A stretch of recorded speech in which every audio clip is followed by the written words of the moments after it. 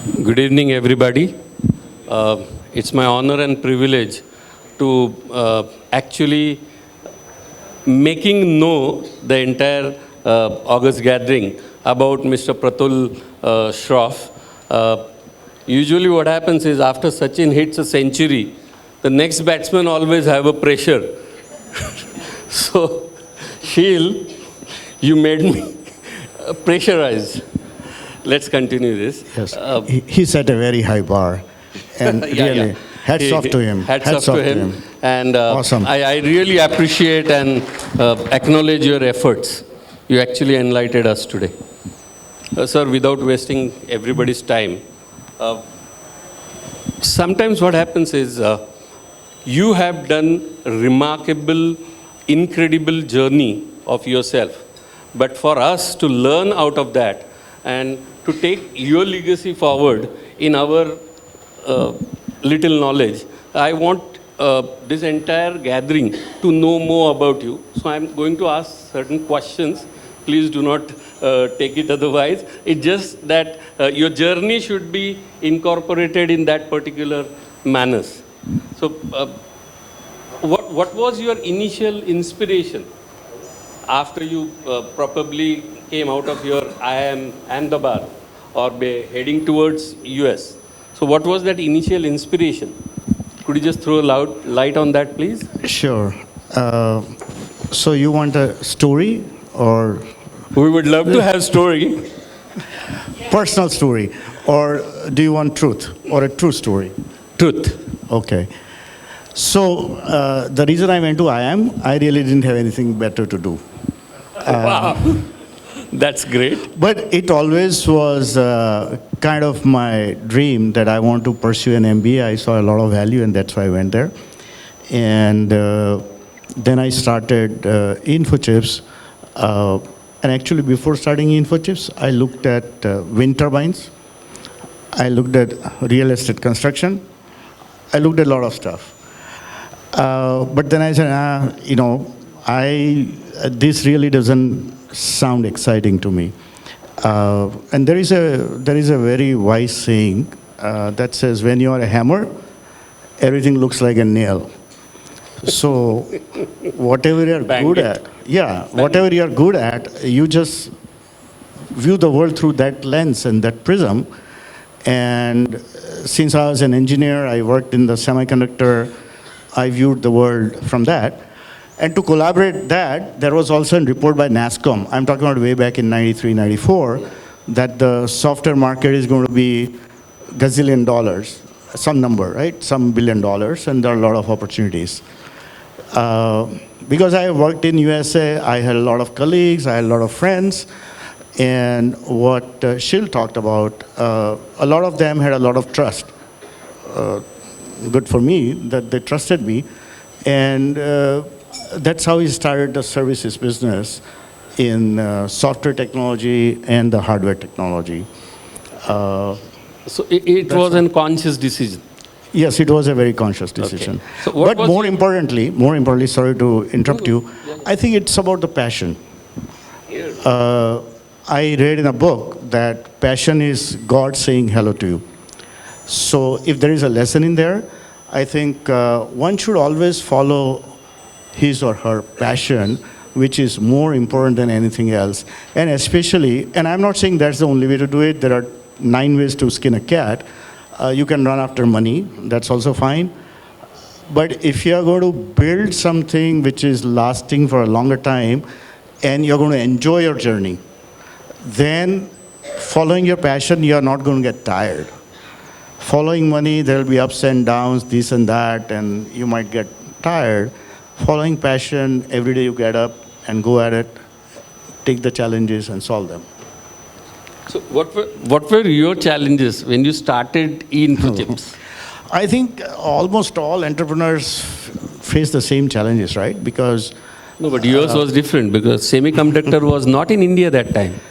Even the thought was not there. So again, going back to what I said, right? When you are a hammer, everything looks like a nail.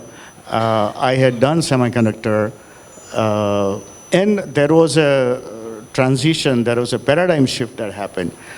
when I was designing chips at Intel, a lot of things were done by hand.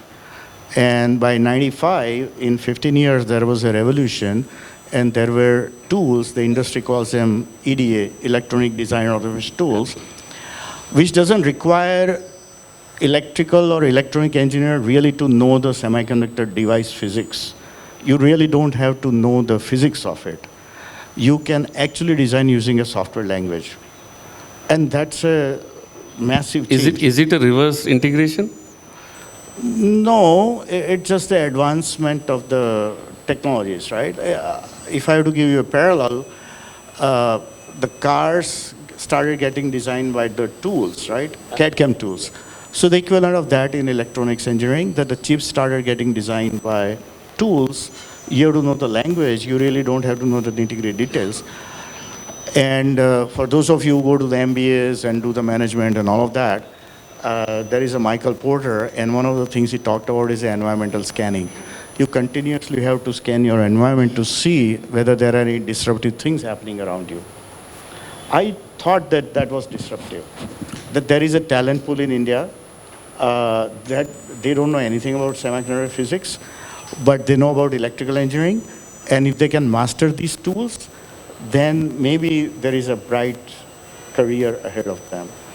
And that was the reason to take a plunge and do something in semiconductor. Okay. Going it further, whatever little knowledge I have gained about you, I think for everybody will agree here, choosing a right team for some success is needed very, very badly. So would you like to tell us the story about your success team or a building team? That's where the success, what you have earned. You are absolutely right. But if you look at Ahmedabad back in 90s, I think there was no ready-made talent, if I may say so. Because when we started the semiconductor, and I'm talking about 97, 98, there were no clients, there were no consultants, there were no customers, there were no programs in university. So basically, we had to teach ourselves. So basically, and this is a true story, there are 4 electrical engineers that I hired. I threw them the challenge that if you master this software language, your life is going to change. But nobody is going to teach you. You have to teach yourself. And I can help you, but ultimately, you have to teach yourself, number one. And second, you have to take 30% pay cut. Why? Because they have to put the money where the mouth is. Okay. That's their level of commitment, right, that I was testing. And they still agree. And they agreed. So what a convincing power you have. By the way, all of them are in US, all of them are millionaires. So I think they did pretty well in their lives, but that's how we started. Going back to the team building, right? So at that point in time, there were no teams.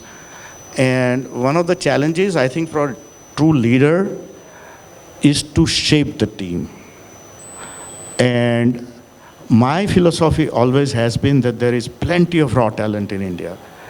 But somehow we shy away from investing in people. And my philosophy always has been that you got to invest in people. And I also believe that if, 90% of people, if you are good to them, they're going to be good to you. So there is a risk you are taking by shaping them up and investing in them and all of that. And it's very easy that once they are up to the speed, they'll go to Bangalore and join. I don't know, there are 700 semiconductor companies in So what Bangalore. were your strategic partnership for that? Because I believe e-Infosys has a lot of strategic partnerships. And that part came later. So I basically ended up building the teams myself.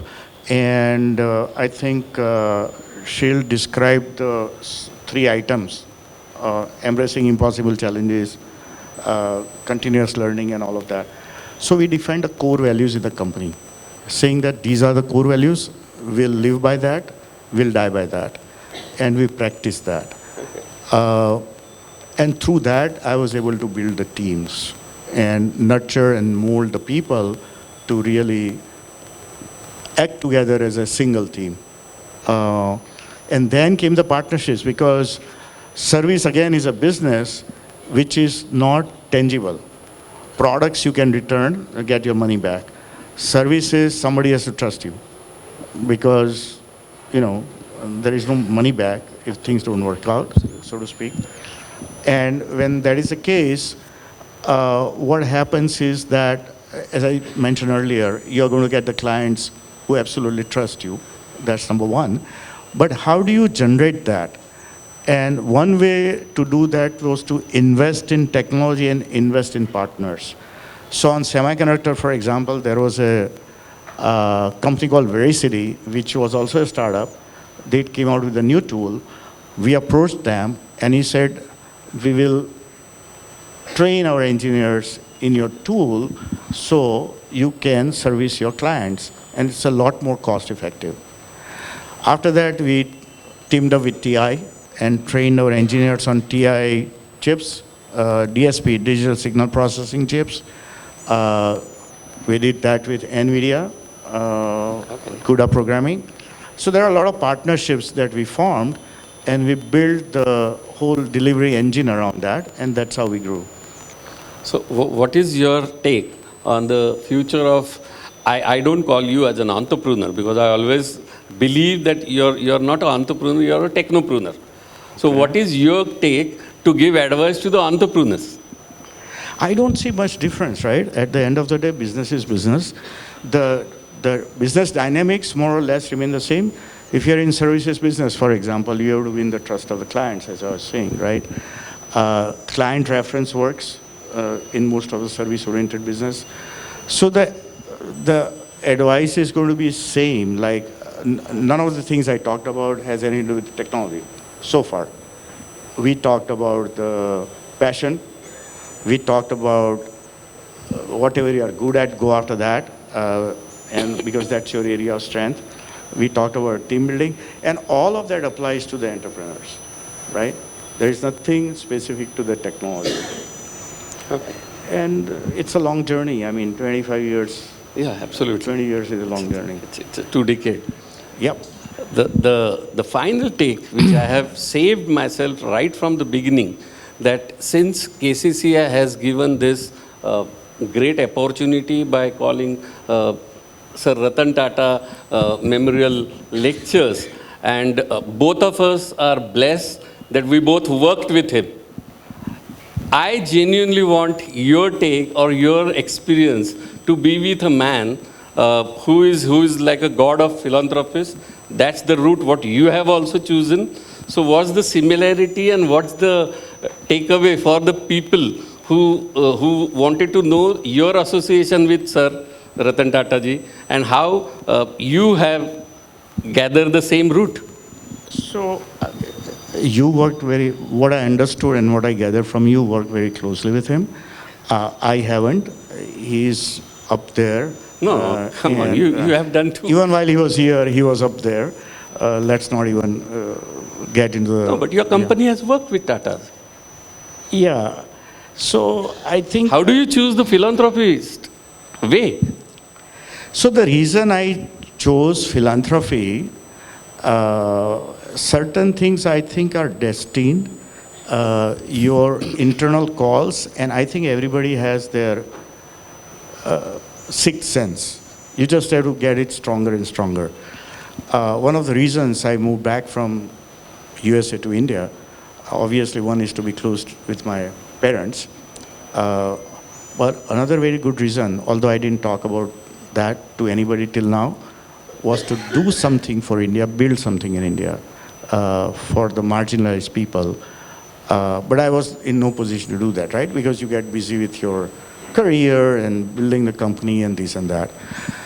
Finally, when things were kind of getting into the groove, the company was doing well, we were going to about $100 million run rate, things were getting set, and I was hitting 60s. So I said, well, you came back to India a long time ago, not to make money. Money happened. Money is a byproduct. And it's absolutely fantastic that you have been able to do that. You have been blessed. Now what? You have limited runway, and what do you want to do with life? And that's where I think you have to look inside what you want out of your life at the end of the day. Because if there is one thing which is certain, not two. Even taxis are not certain. They might go. Good one. The only one thing which is certain, and that's we all are going to die. Absolutely. So what do you want to achieve before you die? And my goal, my entire existence for coming back to India was to do something for people. And I said, I have a limited runway. If I want to do something, now is the time. Otherwise, I'm not going to get there. So indirectly, you have chosen to the immortal way of being a philanthropist. I don't know, mortal, immortal, these are all words. But at the end of the day, again, I read somewhere giving is receiving. And I also read somewhere we all are one. So when I'm giving somebody, I'm actually giving to myself. And that's a very, I think it's a very profound statement, and I'm blessed to have some level of realization to think like that when I'm doing something for somebody, I'm not doing it to somebody, but to myself. Giving is receiving. And with that, I started philanthropy, and at the risk of sounding immodest, I think in the last 4 years, we have made very significant strides in the areas that we operate. For example, in education, I started this in 2012, and again, there is a story. Would you like to say something about Viraj? I think people will get tired by now, right? It's hitting 8:50. No, I think... So I had... Thank you with your this thing. So I had an e-Infochips in 2012. I had a manager, Uday Desai, and throughout my engagement with my managers at e-Infochips, while walking the corridors, I'll talk about, we should do something. One day he walked up, he said, "Are you serious or you're just saying these things?" I said, "I'm dead serious." I said, "I'm also interested in doing something." I said, "Let's start right now. Tomorrow, you transition from being in e-Infochips to the foundation." Okay. And that's how we started in 2012. We chose primary education in rural tribal schools as the first area of operation. He started with 5 schools, 6 schools at that time. From 2012, 6 schools.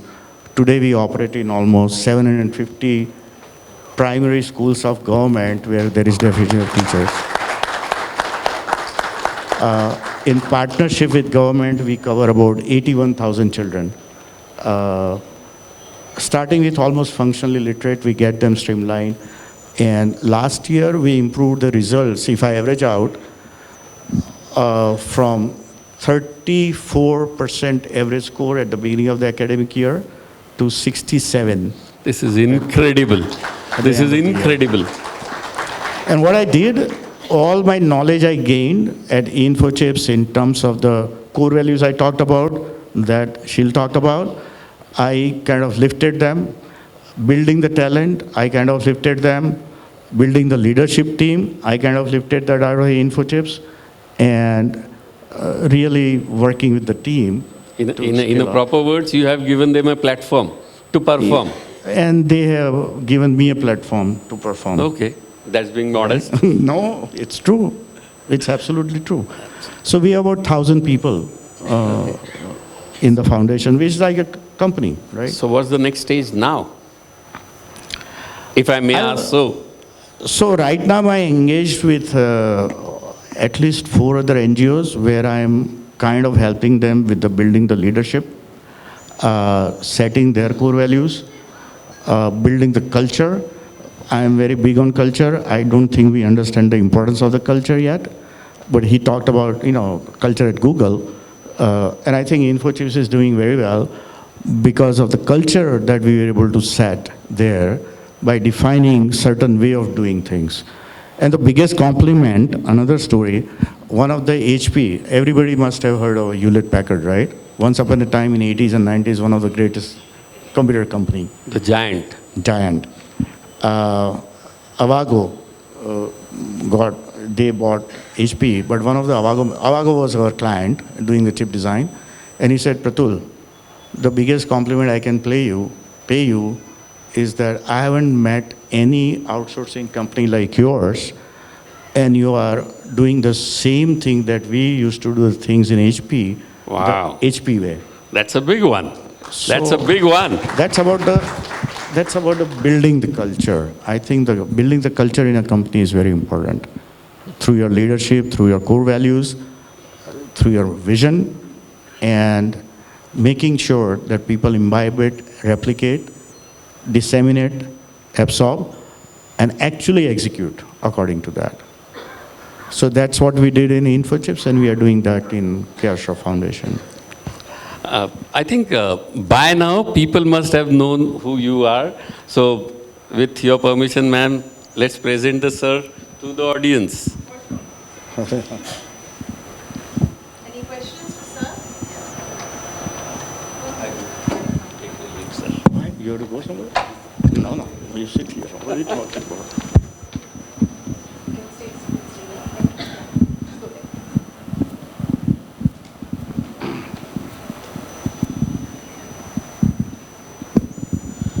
Very good evening, sir. My name is Maulan Pandya, and it's really an honor to have you over here.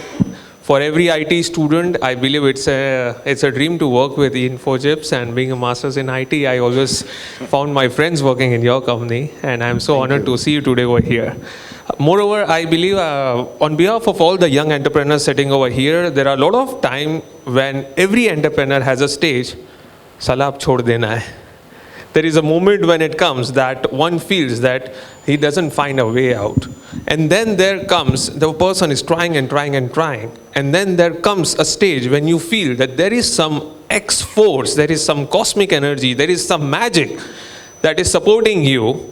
And we would like to know that one miracle moment you found in your life, that you found that there is some cosmic which is supporting you, there is some Krishna guiding you, and one small such kind of miracle which you thought that it's not possible, but yes, it happened some way. Any such kind of a story we'll love to hear. Maulik? Maulan. Yeah. I'm sorry to disappoint. I didn't have any cosmic moment or Krishna coming to me, but a couple of things I believe are very important if you are building a long-term organization. Yes.